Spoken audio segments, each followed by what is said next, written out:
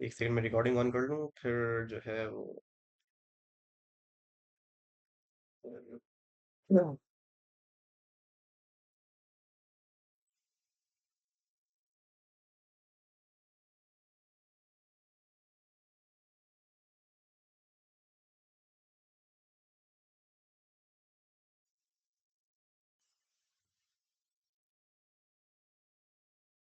हाँ यार जबरदस्त। इंशाल्लाह आज जो है वो ड्राई रन वगैरह भी और साथ में मैंने जो अपने एग्जाम्स के लिए पढ़ा था वो भी करूंगा, ज़ाहिर है वो भी मैंने इसके एग्जाम्स दिए थे तो आसानी हो जाएगी समझने में। खैर।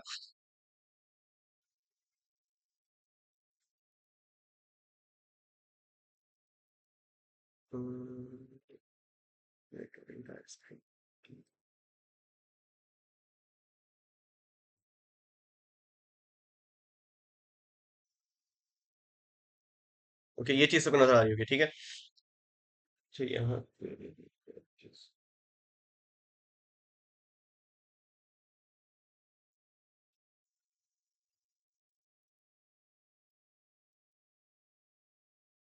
एक सेकंड, एक सेकंड। हाँ। अच्छा, अब तक सबको स्क्रीन नजर आ रही है, ओके। यार। लो लो लो। सही है। अच्छा, सबसे पहले डिसीजन ट्रीज हम लोग क्यों इस्तेमाल करते हैं? डिसीजन, अच्छा किसी को सवाल वगैरह हो तो पूछ लेना, तो मैं बाद में फिर बताता रहूंगा जो भी है। अच्छा, डिसीजन ट्रीज बेसिकली हम इस्तेमाल क्यों करते हैं? क्योंकि अब तक जो भी हम करते आ रहे हैं, लास्ट क्लास में हमने प्री प्रोसेसिंग वगैरह पढ़ा था, स्केलिंग और पता नहीं क्या क्या वगैरह वगैरह। अच्छा, अब यहाँ पे जो हम पढ़ रहे हैं, यहाँ पे कर रहे हैं प्रिडिक्शन। जो हम लोग डेटा स्केलिंग हमने आगे वाला प्रोसेसर पढ़ा था कि अगर हमने पढ़ा था कि केएनएन वगैरह अगर हम इस्तेमाल कर रहे हैं, केएनएन यूज करेंगे एल्गोरिथम, और बाकी दो तीन एल्गोरिथम और थे, कि अगर हम उनको यूज करते हैं तो हमें प्री प्रोसेसिंग वगैरह करनी पड़ती है। बट अगर हम डिसीजन ट्रीज यूज करते हैं, उसी बात की थी कि डिसीजन ट्रीज अगर हम यूज करते हैं तो हमें कोई प्री प्रोसेसिंग वगैरह नहीं करनी पड़ती। अच्छा, इसका भी सेम वही काम है, ठीक है। अच्छा, जो केएनएन वगैरह का काम है, लीनियर रिग्रेशन का काम है, लॉजिस्टिक रिग्रेशन रिग्रेशन का काम है, सबका काम फिलहाल हमारे पास यही है। कौन कौन सा काम? सबका काम फिलहाल हमारे पास यही है कि सब प्रिडिक्शन करके देते हैं, ठीक है। क्लासिफिकेशन और रिग्रेशन के अंदर क्लासिफिकेशन क्या करता है? क्लासिफाई करता है कोई पर्टिकुलर चीजों को कि भाई एक क्लासेस के अंदर कि इसका काम ये है, इसका काम ये है, ठीक है। और हमारे पास जो रिग्रेशन है उसका भी यही काम होता है कि वो क्लासिफिकेशन तो दो चीजों में कर देता है कि एक ये इसकी क्लास है, ये इसकी क्लास है। और रिग्रेशन हमें जो है वो दे देता है कि भाई इसका आंसर ये होगा, ठीक है। अच्छा, एक सेकंड देना। क्लासिफिकेशन का ये सीन हो गया, रिग्रेशन।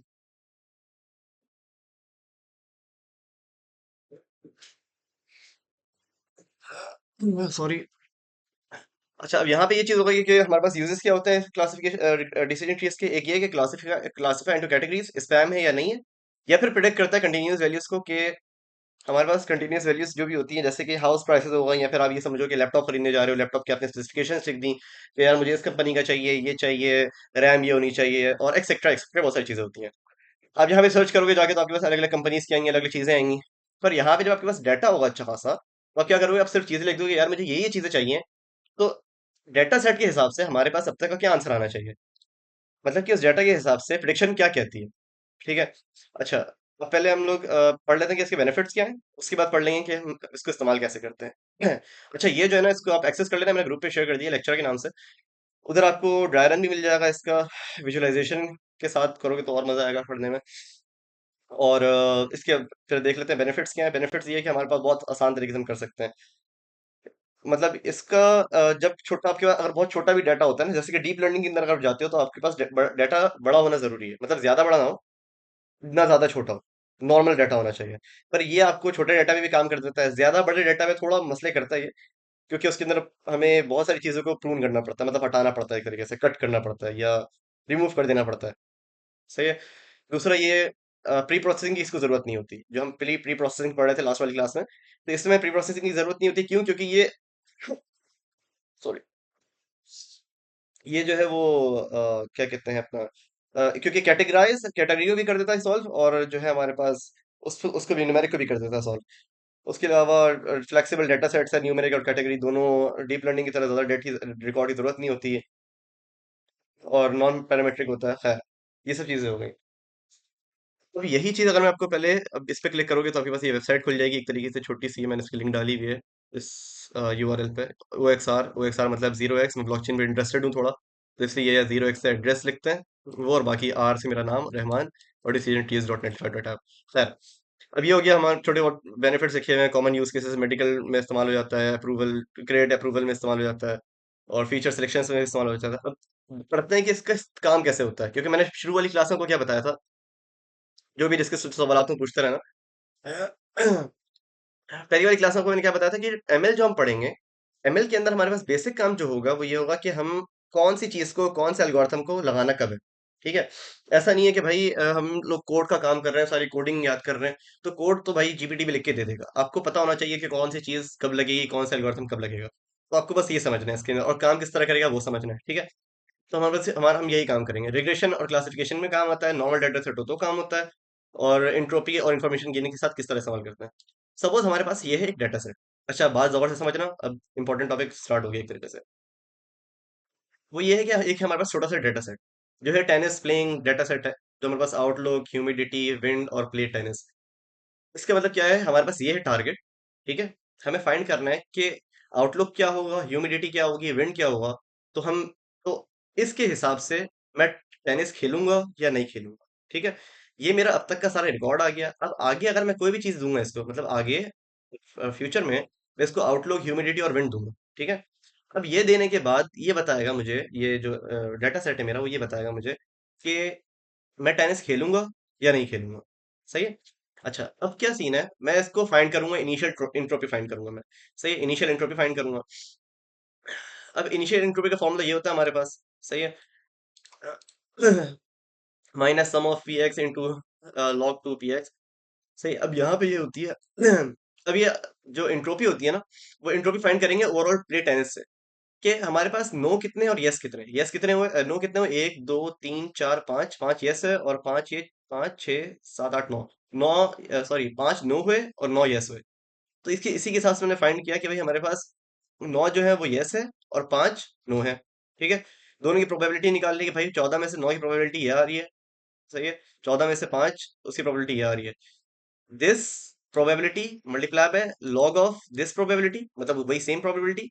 दोनों के साथ माइनस लगेगा, इसके साथ भी माइनस है, और इसकी वैल्यू के साथ भी माइनस लगता है, वो भी है नहीं, मतलब माइनस ही है वैसे। तो बल्कि sorry sorry sorry, my mistake, इसके साथ नहीं है वो, डायरन में अभी और पता चल जाएगा साफ तरीके से। तो अब इस चीज को आप क्या करोगे, फिर जो दूसरी वाली आई है उसको भी मल्टीप्लाई करोगे, दिस एंड दिस, और फिर आंसर आ जाएगा आपके पास ये आपके पास आ गई इंट्रोपी, मतलब ओवरऑल इंट्रोपी, जो आप आगे जाके बाकी जो डाटा सेट है उससे माइनस करोगे। सही है, ये चीज समझ में आ जानी चाहिए। इनिशियल एंट्रोपी मैंने फाइंड कर ली। अब क्या करना है, अब हमें ये वाला आउटलुक, ह्यूमिडिटी, विंड, तीनों के तीनों एट्रीब्यूट्स को हमें वैल्यूएशन करनी है तीनों एट्रीब्यूट्स की, आउटलुक की भी, ह्यूमिडिटी की भी और विंड की भी। हम ये भी करेंगे। अच्छा, आउटलुक की पहले करते हैं। आउटलुक के अंदर क्या क्या चीजें, तीन है, सनी, ओवरकास्ट और रेन। सही है। सनी कौन कौन सा है, ये और कहाँ के, ये और ये दो, ये। सही है, मतलब हमारे पास टोटल कितने, पांच है, एक दो तीन चार पाँच, पाँच है। सही है, पाँच हमारे पास है। पाँच है। सही है। और हमारे पास ओवरकास्ट कितने हैं, वो आ गए चार, और हमारे पास रेन कितने हैं, वो आ गए पाँच। सही। तो इस तरह में इंट्रोपी, इस तरह में इंट्रोपी निकालनी है इससे। सही है। और फिर इन्फॉर्मेशन गेन, इन्फॉर्मेशन मतलब इंट्रोपी तो हमारे पास है, वेटेड एवरेज इंट्रोपी निकालनी है हमें इस तरीके से। सही है। और उसके बाद हमारे पास इन्फॉर्मेशन गेन आ जाएगा। इन्फॉर्मेशन गेन आता है हमारे पास total entropy minus weighted average gain. थोड़ा सा जूम कर देता हूँ। हाँ। सही है। अब बेटर हो गया होगा इस तरह। अब आगे हम पढ़ते हैं। अब आगे कोई किसी का सवाल हो तो पूछते रहना, मैं इसी बार में बोल रहा हूँ तो ये। अब हम क्या करते हैं, ह्यूमिडिटी के साथ भी करना है, हाई है, नॉर्मल है, और बस हाई और नॉर्मल ही है, तीसरा कोई नहीं है। तो अब हाई को देख लेते हैं क्या है। अब एक और चीज पहले देख लेते हैं, एक हाई क्या, नो, हाई पे नो, हाई पे नो, और हाई पे यस है, और हाई पे नो है सर। हाई सात हो गए और नॉर्मल सात हो गए। ठीक है, ये इस दोनों का हमने रख दिया 50-50, तो इसकी इन्फॉर्मेशन गेन ये आई। उसके बाद आ जाते हैं दूसरे पे। दूसरे पे आए विंड। विंड के साथ वीक और स्ट्रांग है। वीक स्ट्रांग हमने निकाल लिया, वीक आठ है, स्ट्रांग छः है। काउंट कर लेना यहाँ पे, जो भी इन्फॉर्मेशन गेन आ गई। अब हम क्या करेंगे कि इन तीनों की इन्फॉर्मेशन गेन, ठीक है, इन तीनों में से जिसकी इन्फॉर्मेशन गेन ज्यादा होगी, सही है, वो हमारे पास चाइल्ड नोड बन जाएगा उसके बाद। सही है, बेस्ट स्प्लिट में वो बन जाएगा हमारे पास। हम कंपेयर करते हैं इसको इसको इसको, इन तीनों को हमने कंपेयर किया। कंपेयर करने के बाद हाईएस्ट कौन सा आ रहा है, ये वाला आ रहा है। इसका मतलब पहले चीज इस पे डिपेंड करेगी। मतलब पहले अगर आप देखोगे, पहले जैसे आपने सपोज अगर आप पहले टेनिस को देखना चाह रहे हो, तो सबसे पहले जो फैक्टर होगा जो डिपेंड करता है, वो आउटलुक होगा कि सनी है, ओवरकास्ट है या रेन है। ठीक है। तो आप पहले ये नहीं कर सकते पहले विंड देखोगे वीक है या स्ट्रांग है, नहीं नहीं, ना ह्यूमिडिटी ह्यूमिडिटी देखोगे normal high, no no no. पहले आप देखोगे आउटलुक को। कि आउटलुक की इसके अंदर इंफॉर्मेशन गेन सबसे ज्यादा है, सही है।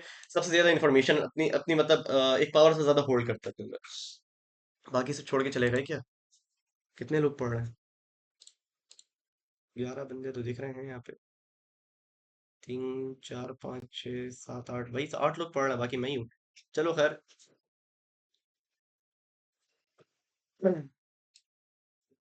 हाँ भाई। आउटलुक ह्यूमिडिटी विंड, सही है। अब इसके अंदर आउटलुक है हमारे पास सबसे हाई। अब आगे आते हैं। अब आगे आने के बाद हमें पता चल गई ये बात कि भाई जो रूट नोड हो गया इसका हो गया, वो हो गया आउटलुक। आउटलुक हो गया, उसके बाद अब बाकी चीजों की पढ़ते हैं कि बाकी चीजों में बाकी चीजें किस तरह डिपेंड करती है। जब ओवरकास्ट पे आते हैं हम लोग, तो ओवरकास्ट पे ये देखो, ओवरकास्ट है, ओवरकास्ट पे यस, ओवरकास्ट पे यस, ओवरकास्ट पे, इन दोनों ओवरकास्ट पे यस है। इसका मतलब नो तो है ही नहीं, तो इसका मतलब ये तो हर हाल में यस ही हो गया। मतलब जब भी ओवरकास्ट होगा तो आप हर हाल में जाओगे टेनिस खेलने। सही है। अब आ जाओ आगे। ठीक है, अब आगे आते हो तो अब आते हो सनी पे। सनी पे देख लो क्या है, सनी पे ह्यूमिडिटी रखो। मतलब आपने क्या रखा है, पहले ओवरकास्ट तो रख लिया डायरेक्ट। अब सनी पे ह्यूमिडिटी रख के देखो क्या आता है। सनी पे आपने रखा हाई। सॉरी, तबीयत थोड़ी खराब चली है मेरी। सनी पे हाई, सनी पे हाई, सनी पे हाई, नो। और फिर सनी पे नॉर्मल आ गई है। सनी, अच्छा इसके मतलब जब सनी पे हाई होंगे दो, सनी पे तीसरा हाई कहाँ है? तीसरा हाई ये रहा, सनी पे चौथा हाई नहीं है। इसके मतलब तीनों शनि पे हाई है, इसके मतलब नो आ रहा है, ठीक है। शनि पे हाई ये और ये, मतलब नो नो आ रहा है। मतलब फैक्टर ये हो गया कि शनि के बाद अगर हाई होगा शनि पे, तो हमेशा हमारे पास आंसर नो आएगा। और अगर शनि देखो और कहाँ है सही, शनि पे नॉर्मल है, शनि पे नॉर्मल यस, शनि पे नॉर्मल यस। मतलब कि शनि के साथ शनि वेदर होगा, आउटलुक शनि होगा और हमारे पास ह्यूमिडिटी नॉर्मल होगी तो यस है। ठीक है, ये बात क्लियर हो गई। इसी तरह हम आगे करते हैं, आगे बढ़ते हुए जाते हैं, हमारे पास ये सीन आता है कि विंड को देखते हैं, शनि के साथ वीक नो। बल्कि सॉरी, सनी तो देख लिया था, रेन है। रेन के साथ वीक यस, रेन के साथ वीक यस। रेन का है weak, rain weak yes. Rain के साथ स्ट्रॉन्ग, मतलब रेन के साथ वीक आ रहे हैं तो यस हो रहे हैं, हमने इस तरह ये बना दिया। और स्ट्रॉन्ग के साथ नो आएंगे सारे। आप देख लोगे तो ये हो जाएगा, तो हमारे पास इस तरह आंसर बन गया कि भाई हम लोग अब क्या प्रिडिक्शन किस तरह हुई है। अब हमारे लिए देखने में भी आसानी हो गई कि भाई अगर मैं एक अब सपोज अगर आपको मैं एक सवाल दूं, सही है, जल्दी से बताना, देखते हैं कौन अभी देख रहा था कौन पढ़ रहा था। अगर मैं कह दूं कि मेरा जो है वो आउटलुक सनी है, ह्यूमिडिटी हाई है, और बल्कि ये तो आंसर ही हो जाएगा देख के। मेरे पास सनी है। यार इसको कैसे हटाऊं मैं? हाँ अब हट जाएगा। वो कहाँ गया? हम्म मेरे पास, अच्छा सनी हाई और वीक है, तो मेरे पास क्या जवाब होगा? सनी, हाई और वीक, इसको देख के बताओ जवाब। आउटलुक सनी है, हाई और वीक। हाँ भाई, क्या जवाब होगा? भाई सब सो रहे हैं? हेलो, सब सो रहे हैं? सनी हाई और वीक नो होगा। और कोई? भाई इसमें मसले वाली बात नहीं है यार, सब पढ़ने आए हैं, गलतियां हो सकती हैं, मसले वाली बात नहीं है ऐसी। बस सोचो क्या हो सकता है जवाब। यस होगा। अ, चलो खैर, वैसे इसका आंसर भी नो ही होगा हमारे पास, सही है, क्योंकि हमारे पास सनी आ गया एक, ठीक है, और हमारे पास हम चले गए हाई पे। ठीक है, सनी के बाद जो डिपेंड कर रही है वो चीज मतलब सनी के बाद हम हाई को देख रहे हैं, क्योंकि जब सनी है, देखो अब मैंने क्या बताई बात कि हम लोग पहले आउटलुक पे देखेंगे। आउटलुक क्या है? सनी है, ओवरकास्ट है, रेन है। हमारे पास सनी है, सनी पे हो गया। अब सनी पे क्या आ रहा है? हाई पे नो आ रहा है, और नॉर्मल पे यस आ रहा है। अब सनी हाई और वीक हो गया, तो मतलब सनी के बाद कौन सी चीज डिपेंड कर रही है? हाई कर रही है। मैं वीक और स्ट्रॉन्ग को तो देखूंगा ही नहीं, मैं सनी को देखूंगा और हाई को देखूंगा। हाई को देखने के बाद सनी और हाई नो आ रहा है। ठीक है, इसका आंसर ये है वैसे। खैर जबरदस्त, जिसने जवाब दिया, जिसने नहीं दिया यार जवाब दो, नेक्स्ट टाइम ऐसा नहीं होता। ठीक है, अच्छा एक ये चीज हो गई। अब आ जाते हैं मैं ड्राई रन की तरफ थोड़ा। ड्राई रन के लिए मैं आता हूँ प्रकार से।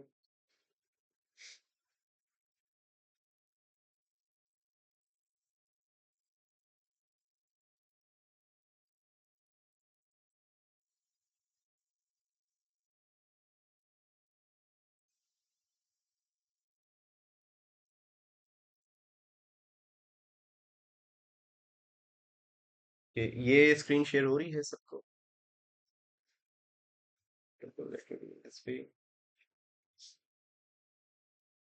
स्क्रीन शेयर हो रही है सबको, या फिर कुछ बताओ अगर कुछ कमी है तो।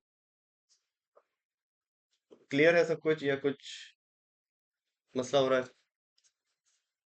अच्छा, वैसे मैं नोट्स बनाता था अपने यूनिवर्सिटी के टाइम पे, तो फिर वही चीज़ है। हमारे पास इंट्रोपी आ जाती है, इंट्रोपी के बारे में पढ़ा। इंट्रोपी क्या होती है? हमारे पास अनसर्टेनिटी होती है, मतलब इम्प्योरिटी होती है। जो भी हमारे पास डाटा सेट होता है उसके अंदर जो भी खराबियां होती हैं, उसको हम इंट्रोपी कहते हैं। सही कि उसको सही सही करने के लिए अगर हमारे पास एक ही क्लास होती है, मतलब कि अगर सपोज सनी है और सम जूम इससे ज्यादा यार, इससे ज्यादा नहीं हो पाएगा, फिर नजर ही नहीं आएगा। अच्छा खैर, जो हमारे पास अगर सपोज कोई डाटा सेट है, डाटा सेट सपोज सनी है, रेड सेट सनी है, तो सनी के अंदर हमारे पास क्या सीन होगा कि सनी अगर सारे यस हैं तो हमारे पास आंसर जीरो आएगा, ठीक है। जैसे यहाँ पे ये देखो, यहाँ पे ये चीज चेक करो, यहाँ पे ये चीज चेक करो। अगर हमारे पास इंट्रोपी पे सारे पॉजिटिव वाले हैं, सारे यस हैं और एक भी नो नहीं है, तो फिर हमारे पास आंसर जो एंट्रोपी आएगा वो जीरो आएगा। अगर यही चीज मैं देखूं कि अगर दोनों बराबर है, यस भी बराबर और नो भी बराबर है, तो आंसर हमारे पास डायरेक्ट वन आ जाएगा, ठीक है। और अगर अलग है तो हमें कैलकुलेट करना पड़ेगा। तो ये तो एक चीज होगी इसकी।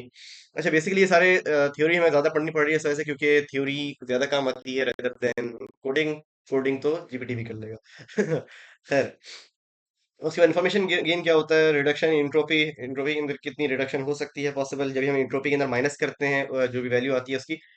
सही है, जैसे ये वाला फॉर्मूला हमारे पास कि information gain equals to entropy minus weighted average entropy. सही, यही हमने पढ़ा था अभी। ये आगे बच्चों को काम आएगा, इसलिए मैं हटा दे रहा हूँ। सही है। अच्छा, अब आगे अब आगे ये सीन है, अब ID3 डिसीजन ट्री एल्गोरिथम पढ़ रहे होते हैं। उसके अंदर क्या क्या सीन है? उसके अंदर ये है कि मतलब भाई, ये यहाँ पे लिखा हुआ है कि अगर सारे पॉजिटिव हैं तो हम पॉजिटिव रिटर्न कर रहे हैं, अगर सब नेगेटिव है तो हम नेगेटिव रिटर्न कर रहे हैं। सही, इसमें ये सीन है जैसे। अच्छा, उसके आगे आ जाओ। उसके आगे ये सीन है कि अब ये डाटा सेट पे जो मैंने काम किया हुआ है कि हम लोग भाई sunny, overcast, rain, hot, mild, cool, cool, ये सब मतलब इसमें ज्यादा ये है, मैंने इसमें कम था। इसके अंदर टेम्परेचर भी आ गया, उसके अंदर नहीं था। तो हम क्या करते हैं, पहले फाइंड करते हैं आउटलुक। हमने फाइंड किया टेम्परेचर, मतलब फॉर्मूला वही वाला लग रहा है कि फॉर्मूले के हिसाब से ये हमारे पास फॉर्मूला एक है, ये वाला। तो हम इस फॉर्मूले को लगाते हैं और फिर फाइंड करते हैं कि भाई गेन, इंफॉर्मेशन गेन कितना है, हम उससे फाइंड करते हैं। उसके बाद टेम्परेचर का भी सेम सीन है, ह्यूमिडिटी, विंड, जो भी समझ में आ जाए। इन तीनों का सबसे ज्यादा कौन सा है? 0.24, 0.029, 0.15, 0.047, जो सबसे ज्यादा कौन सा है हमारे पास? आउटलुक। आउटलुक सबसे ज्यादा है, तो इसका मतलब वो हो गया हमारे पास मेन ट्री। सही है, यहाँ पे वो मेन ट्री आ गया, ठीक है। सही है, अब क्या करेंगे आगे? अब आगे ये सीन है कि अब आगे सनी का देख लो क्या है, ओवरकास्ट और रेन। सनी पे ह्यूमिडिटी आ रही है, हम फाइंड करेंगे अब इस तरीके से, और फिर आगे करते रहेंगे इसको। जस्ट ये इस तरीके से हो गया आगे। अच्छा, यहाँ पे फिलहाल किसी को कोई प्रॉब्लम ऐसे होनी तो नहीं चाहिए, पर अगर है तो भी बताओ, क्योंकि ये जस्ट हम लोग अभी। अच्छा, ये जो मैंने आगे किया भाई, उसी को आगे सॉल्व करने के लिए किया है, सही है। मतलब इसी चीज को आगे सॉल्व करने के लिए मैंने इसके छोटे डेटा सेट बनाया, ताकि मुश्किल ना हो मुझे, उसको मुश्किल हुई थी बहुत। तो उसको डेटा सेट बना के हम यहाँ तक पहुंच गए। अब इस वाले सवाल में देखो, मैंने आगे किया भी नहीं वैसे फिलहाल। तो हम यहाँ पे क्लासीफाई कर रहे थे। क्लासीफाई किसमें कर रहे थे? नो और यस में। जैसे हमने यहाँ पे किया अभी पहले वाले सवाल में कि हम यस कौन से हैं और नो कौन से हैं, तो इसी तरह हम इसमें भी कर रहे होते हैं कि हम कौन सी चीजें यस, मतलब कौन सी चीजें हैं और कौन सी चीजें नहीं है। सही है। अच्छा, अब ये बताओ कि नंबर, बात होती है कि अगर हम न्यूमेरिकल में करें, तो ये तो खैर मेरे पेपर का सवाल था यूनिवर्सिटी के पास पेपर, तो मैंने सॉल्व नहीं किया हुआ। अलग कहीं और किया था। अच्छा खैर, अगर ये सवाल आ जाता है, सवाल कहाँ गया? True false, numbering. तो नंबरिंग हम किस तरह करते हैं? सही, क्योंकि हम अभी तो हम लोग सब कुछ डिस्क्रीट वैल्यूज में कर रहे थे। तो अगर कंटिन्यूस वैल्यूज आ जाती हैं जैसे 40, 48, 60, 72, 80, 90, इस तरह, तो हम किस तरह करेंगे, क्या करेंगे? सही है, तो ये सवाल उठता है। तो सवाल इस तरह सॉल्व करते हैं कि हम पहले इसको कन्वर्ट करते हैं। मतलब देखो, हम जहां तक नो आ रहा है, नो हम यहाँ तक आ रहा है, उसके बाद हमारे पास क्या शुरू हो रहा है? यस शुरू हो रहा है। सही, तो अब हम क्या करेंगे कि नो और यस के बीच में जो चीजें आ रही हैं, मतलब देखो, नो फिर यस और फिर नो, सही, अगेन दोबारा नो। तो मतलब इनके दो, इन दो के बीच में जो चीजें शुरू हो रही है ना, मतलब इन दो के पीछे, नो और यस के बीच में जो नंबर आ रहा है उसको हम लेते हैं। इधर भी नो और यस के जो भी नंबर बीच में आ रहा है उसको हम लेते हैं, ठीक है। इसको इस तरह सॉल्व करते हैं। हमने एक नंबर ले लिया बीच में, 54, 85 वगैरह वगैरह। तो हम बीच में नंबर लेने के बाद इन दोनों का एवरेज, दोनों का एवरेज लिया, 85 आया। देखेंगे इन्फॉर्मेशन किसकी ज्यादा आ रही है। जिसकी ज्यादा आती है उसको बनाया था थ्री और फिर वही आंसर बन जाता है। जैसे कि 54 हमने यहाँ पे बना लिया क्योंकि उसकी थ्री ज्यादा आ रही है। जैसे 54 ऑब्वियस मैं यहाँ पे लूंगा इस जगह पे, तो फिर देखो हमारे पास दो नो है, एक ये नो है, एक ये नो है। ऑब्वियस इसकी ज्यादा आनी चाहिए बनस्बत इसकी, क्योंकि सिर्फ एक ही साइड पे नो है। खैर, ये तो हो गई थ्योरी, सारी थियोरिटिकल पार्ट हो गया पूरा। अच्छा, इसमें किसी को कोई कंफ्यूजन हो तो पूछ लो। अब हम कोडिंग के पार्ट्स की तरफ जा रहे हैं।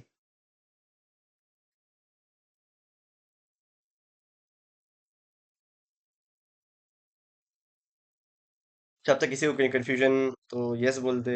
कंफ्यूजन मतलब थोड़ा मैं रुक जाऊंगा सवाल के लिए, वरना बोल दे कंटिन्यू, कोई भी बोल देगा तो आगे चल जाएंगे, मसले की बात नहीं है। कंटिन्यू या फिर कोई थ्योरी अभी भी बाकी हो, और वैसे इसको देख लेना अगर किसी को कन्फ्यूजन हो रही हो कि भाई आगे हम किस तरह बताएंगे क्या आंसर है और किस तरह, तो मुश्किल हो जाएगी, मगर यहाँ पे हम देख के आराम से बता सकते हैं। इस इसमें विजुअलाइजेशन में किसी को कोई कंफ्यूजन या कुछ भी, सही है तो पूछ लेना, एट द में पूछ लेना मुझसे। ये हमने पढ़ लिया हमें कब यूज करना चाहिए, जब भी क्लासिफिकेशन प्रॉब्लम, क्लासिफिकेशन जो हमने पढ़ी है भी, किसी चीज को क्लासिफाई करना यस और नो में, या फिर प्रिडिक्शन करना हो किसी चीज की, भाई इसकी कितनी प्राइसेस हो सकती हैं। मिक्स डेटा साइड में भी काम हो सकता है, कब काम नहीं आ सकता, जब हमारे पास हाई डायमेंशनल डाटा हो, जब बहुत ज्यादा फीचर्स हो। जैसे अभी हमने जो पढ़ा वो 3-4 फीचर्स का पढ़ा है, अगर ये बहुत सारे मिल जाओ तो फिर वो मुश्किल हो जाएगी, मतलब जवाब तो दे ही देगा पर वो गलत भी दे सकता है। इसके अंदर फुल एक्सप्लेनेशन देगा, उसके एक्सप्लेनेशन नहीं दे सकता। उसके अलावा ये काम किस तरह करती है, decision tree splits the data set based on questions that divide the data to increase purity. सही, हम लोग क्या करते हैं, इंट्रोपी निकालते हैं। इंट्रोपी क्या होता है, जो खराबियां होती हैं डाटा सेट के अंदर वो सारी खराबियां, माइनस जो भी हमारे पास आंसर आता है उसको, गेन को, तो हमारे पास इंफॉर्मेशन गेन निकल जाती है। इस तरह काम करता है, तो हम देखते हैं कि सबसे ज्यादा से ज्यादा कितना ज्यादा हमें इंफॉर्मेशन गेन मिलते रहती है, ठीक है।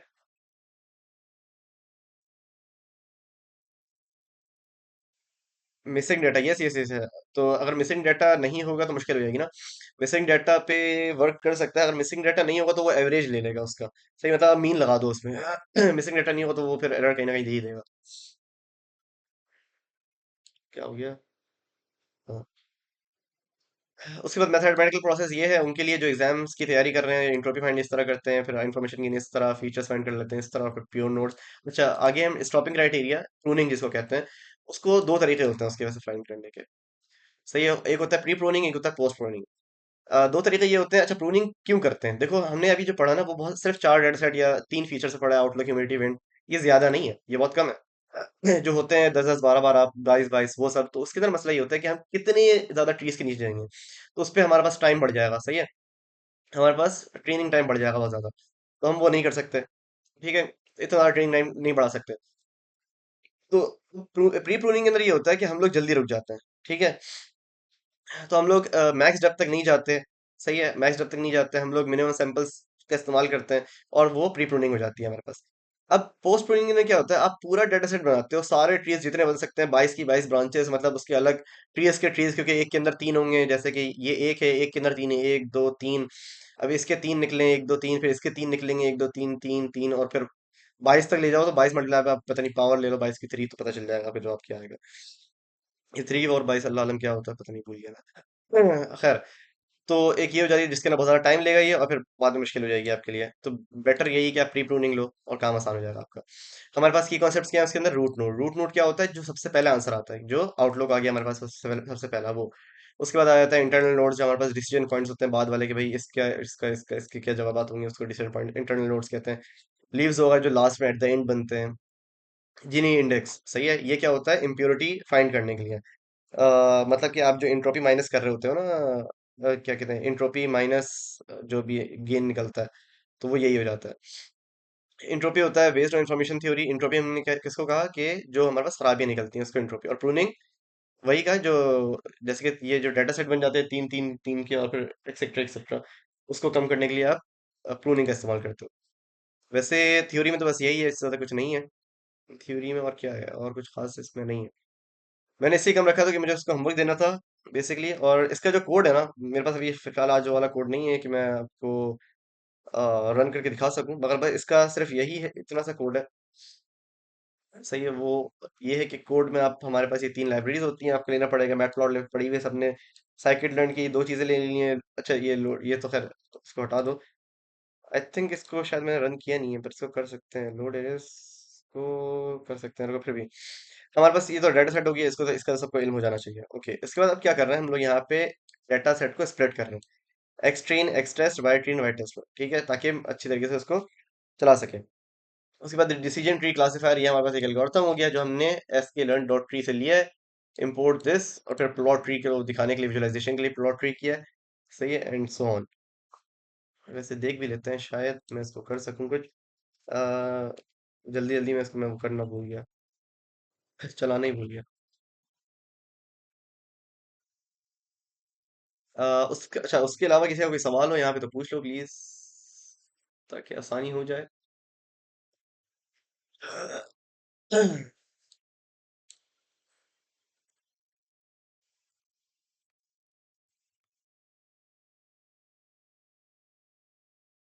Performance matrix is same as of logistic regression और केएनएन।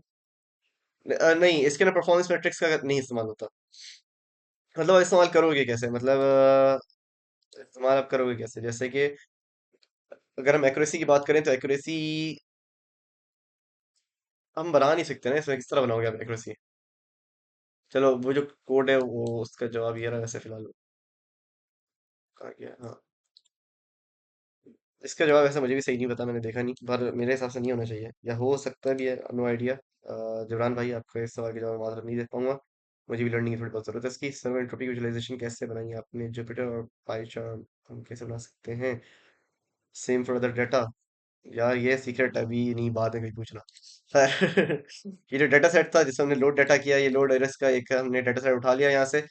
तो आपका दिल चाहे आपको और भी बहुत सारे डाटा सेट होते हैं, इसमें से उठा लेना। डिसीजन ट्री हमारे पास वो जो फंक्शन है जो पूरा बना हुआ है, जिसको जिसकी थ्योरी हमने पढ़ी, उसका बस ये पूरा फंक्शन बना हुआ है, आपको बस ये यहाँ से इंपोर्ट करना है। ट्रेन टेस्ट स्प्लिट प्लॉट के लिए ये हो गया, प्लॉटिंग के लिए एक्यूरेसी आप यहाँ से चेक कर लो कि भाई क्या स्कोर आ रहा है उसका, और ट्री प्लॉट यहाँ से कर सकते हो। हमारे पास ये आ गया पूरा ट्रेन वो बन के कि भाई हम इसको इस तरह फिर वगैरह वगैरह, मतलब इसमें ऐसी कोई चीज़ नहीं है जो बताने लायक हो, क्योंकि इससे ज़्यादा बेहतर चीज़ आप पढ़ चुके हैं अभी। मतलब इससे ज़्यादा बड़ी हमने जो है वो डेटा सेट पे काम किया है। इसमें बस यही है कि आप जो है डेटा सेट पे काम करते हो, आपको बताया था भाई इसकी वैल्यू ये है, इतनी इतनी है, ट्रू ये है, फॉल्स ये है, इसके आगे क्या क्या चीज़ें आ जाएंगी, और कि भाई क्लास इसकी वर्णी वर्सी कलर है, और जीनी का जो है इसकी वो क्लास है इसकी, मतलब अब एक्सेट्रा एक्सेट्रा, इसमें मैं क्या बताऊँ डेटा सेट में। ये जो है सीक्रेट है भाई, ये मैं नहीं बता सकता है, समझा करो। हाँ। सही है। अच्छा, उसके अलावा कोई सवाल हो आज की क्लास का तो बता दो। क्योंकि मुझे लगता है कि जो हमारे पास लीनियर रिग्रेशन की क्लास थी वो भी उसने क्या कहते हैं अलीशा जी ने बहुत अच्छी तरीके से बताई थी, क्योंकि उसके बारे में बहुत सारे बच्चे बता रहे थे कि यार बहुत ज़बरदस्त है।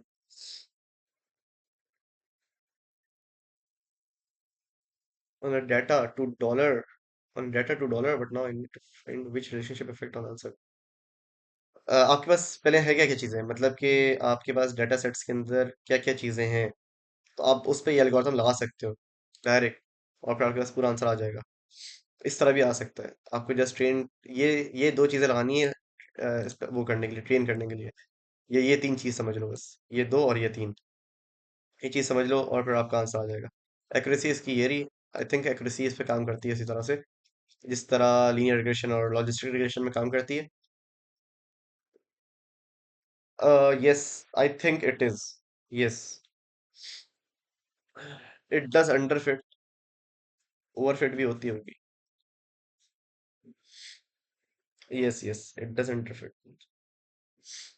उसके अलावा जो है वैसे आज की क्लास में फिलहाल यही है, आज की क्लास में कुछ खास है नहीं इसके अलावा। बस ये तीन फंक्शन है यार, यही याद करने की जरूरत है, क्योंकि ट्रेन टेस्ट स्प्लिट तो हमें जरूरत पड़ती है, तो हमने बाकी उसमें भी देखेंगे फंक्शंस में।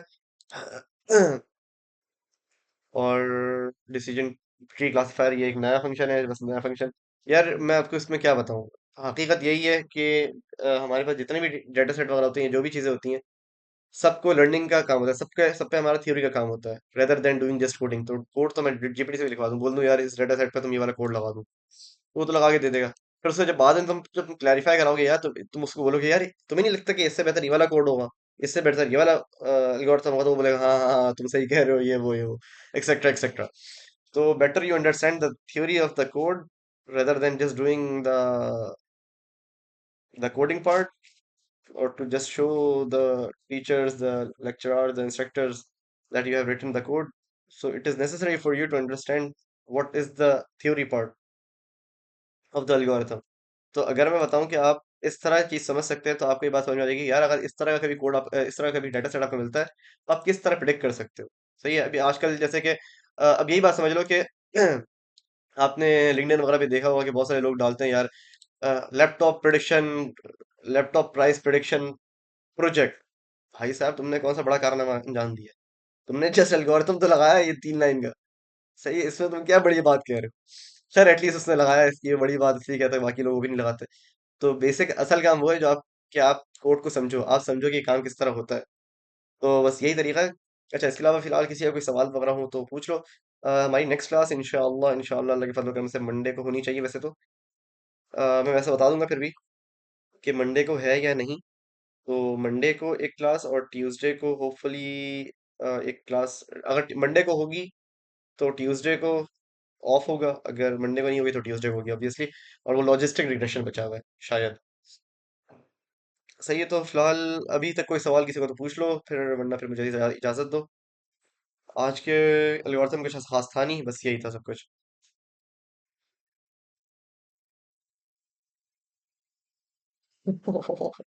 अच्छा अच्छा अच्छा। यार आपका मुझे व्हाट्सअप मैसेज कर देना, मुझे ईमेल नहीं है ईमेल का। मैं इसका वो देख लूंगा इंशाल्लाह। इसके अलावा भाइयों, अगर थोड़ा आपको थोड़ा सा भी फायदा हुआ हो लर्निंग से, या कोई भी थोड़े बहुत नॉलेज मिली हो आपको, तो प्लीज़ ज़रूर बताना। और फीडबैक दे देना अपना ग्रुप पे, लिंक्डइन पे शेयर करते ज़्यादा बेहतर है इंशाल्लाह। फिर आपसे नेक्स्ट क्लास में इंशाल्लाह मुलाकात होती है। मुझे इजाज़त दें, अपना ख्याल रखें, तब तक के लिए अल्लाह हाफिज़, अस्सलाम वालेकुम।